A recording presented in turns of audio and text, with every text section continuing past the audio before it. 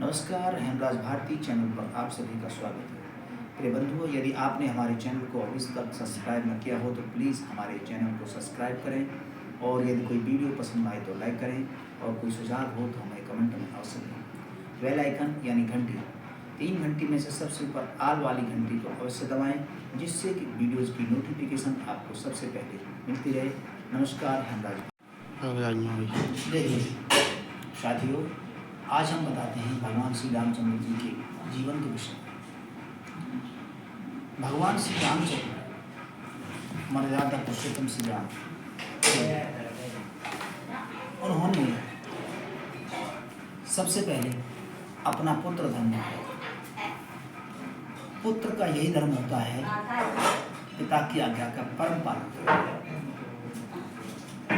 उनके पिता श्री राजा दशरथ जी ने उन्हें आज्ञा दी कि आप किसी कारणवश ऐसा प्रारब्ध बना तो उनको 14 वर्ष के लिए वन में जाना पड़ा। उक्त विषय पर उन्होंने जरा भी घृणा न की और अपना राजसी वेशभूषा, सुख सुविधा, भोजन पानी को त्याग कर तत्काल वैरागी के भेष में वन को गमन किया। इससे हमें ये प्रेरणा मिलती है कि हमें अपने पुत्र धर्म का बड़ी सहनशीलता से पालन करना चाहिए। ये बंधुओं, आजकल जो है बच्चे माँ बाप का कहना ही नहीं मानते। 10 बार बोलो, 1 बार सुनेंगे और 1 बार सुन के भी इस कान से सुन के उस कान में निकाल देंगे। तो ये आजकल के पुत्र और पुत्री नहीं है, ये कुपुत्र और कुपुत्रियाँ हैं। मैं स्पष्ट बोल रहा हूँ, आपके हों या हमारे हों। और जो बच्चे सही समय पर अपना सही काम नहीं करते हैं, जिंदगी भर वो पछताते रहते हैं।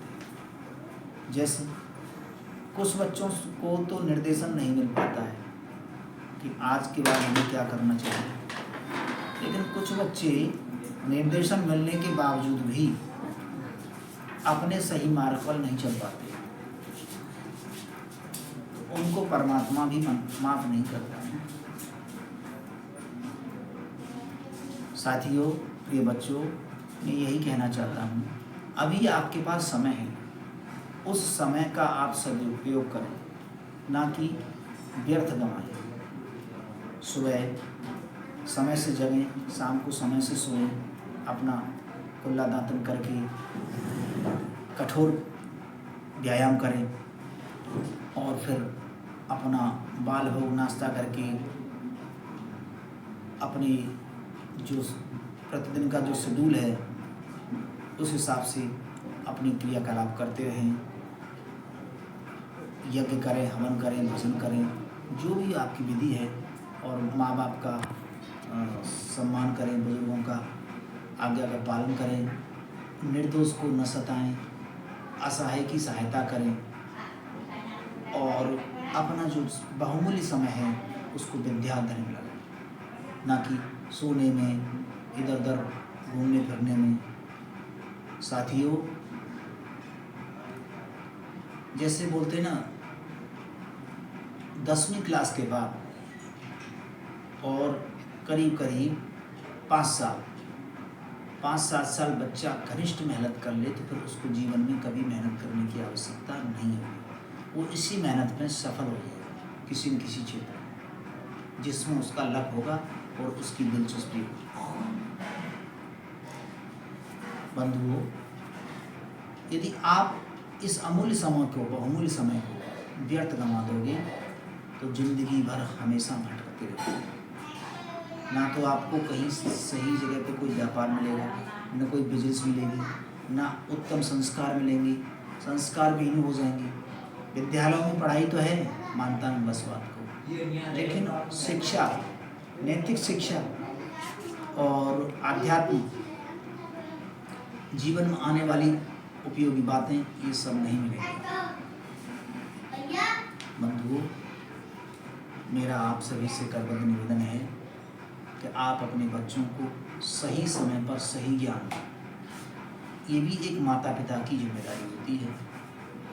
और बच्चों से भी करबद्ध निवेदन है कि जो माता पिता आपको जो निर्देशन दे रहे हैं सही, उसको तत्काल धारण करें और उसी प्रक्रिया में अपने आप को ढालने का कष्ट करें। आजकल देख रहे हैं युवतियां अनेक प्रकार की बहकावे फुसलाने में आने पर उनके दुर्व्यवहार हो जाते हैं, अपघात हो जाते हैं, मर्डर हो जाते हैं एक दूसरे के। जरूरी थोड़ी है कि लड़की मरे, लड़के भी मर जाते हैं धोखे में। तो ऐसी इन सब बातों से बचना। जहाँ तक है मेरा कहने का मतलब कि माँ बाप को ज्ञान होता है, जैसे गुरु को ज्ञान होता है, वैसे सबसे पहले गुरु हमारी माता और पिता है। उनको ज्ञान रहता है कि हमारा बच्चा किस कंडीशन में, किस स्थिति में पालन पोषण हुआ है, तो और ये किस स्थान तक, किस रास्ता में चल सकता है। तो वो जैसे एक अध्यापक अपने विद्यार्थी का पता रहता है कि ये किस विषय में होशियार है, ये किस विषय में सक्सेस हो सकता है। इसी प्रकार गुरु से भी ज़्यादा अपने माता पिता को अपने बच्चे का पता रहता है कि हमारे बच्चे का कैसा स्वभाव है, चिड़चिड़ा है, खाना क्या खाता है, कब सोता है, कब पीता है, और ये किस विषय में इसकी दिलचस्पी और क्या करना चाहता है, किस में सक्सेस हो सकता है। तो साथियों, मेरा कहने का मतलब यह है बच्चों, आप सभी अपने माता पिता का कहना मानें और समय का सही सदुपयोग करें और धर्म ग्रंथ वेद शास्त्र पढ़ते रहें। और मेरा कहने का मतलब यह है कि चारों वेद अवश्य पढ़ें, नित्य प्रति हवन करते रहें, जितना हो सके शीघ्र अतिशीघ्र। धन्यवाद, नमस्कार, किया करो प्रभु भक्ति चिंतन किया करो प्रभु भक्ति चिंतन किया करो प्रभु भक्ति चिंतन किया करो प्रभु भक्ति चिंतन किया करो।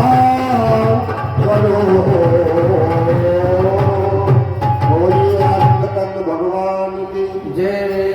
सम्मानित बहन भाइयों, कल मैंने जिस वेद मंत्र पर चर्चा की थी वो अधूरी रह गई थी।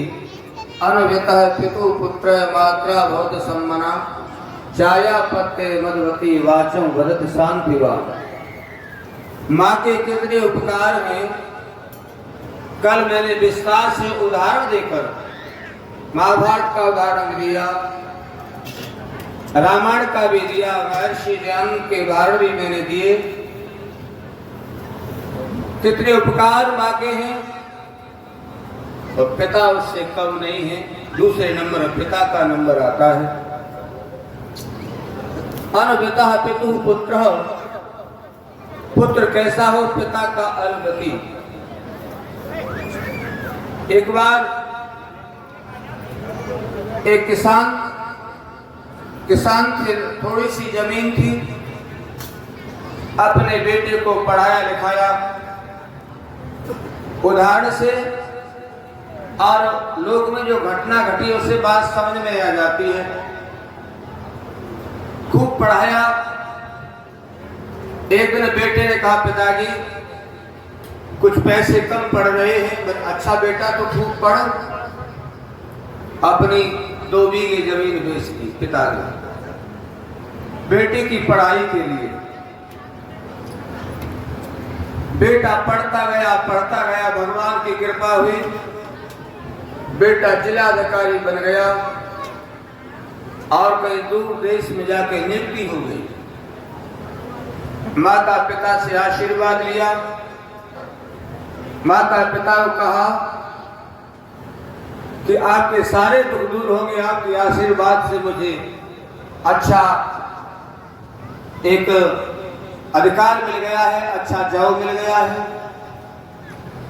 बेटा चला जाता है अपनी ड्यूटी पर। क्योंकि जिलाधिकारी बनते हैं अपने क्षेत्र में नहीं होते, ये दूर उनका ट्रांसफर कर दिया था, स्थानांतरण। तो 2-3 महीने हो गए, माँ को उसकी आत्मा खाए जा रही थी, मुझे बेटा को देखे 3 महीने हो गए, तुम जाते क्यों नहीं? पति समझाता, अरे बड़ी वो अधिकार में गया है, कोई परेशान नहीं। नमस्कार, हेमराज भारती चैनल पर आप सभी का स्वागत है। प्रिय बंधुओं, यदि आपने अभी तक हमारे चैनल को सब्सक्राइब न किया हो तो प्लीज़ हमारे चैनल को सब्सक्राइब करें। बेल आइकन यानी घंटी, सबसे ऊपर 3 घंटी में से पहले आल वाली घंटी को अवश्य दबाएं, जिससे कि वीडियोस की नोटिफिकेशन आपको सबसे पहले मिलती रहे। और यदि कोई वीडियो पसंद आए तो लाइक करें, और यदि कोई सुझाव हो तो हमें कमेंट में अवश्य दें। नमस्कार, हेमराज भारती।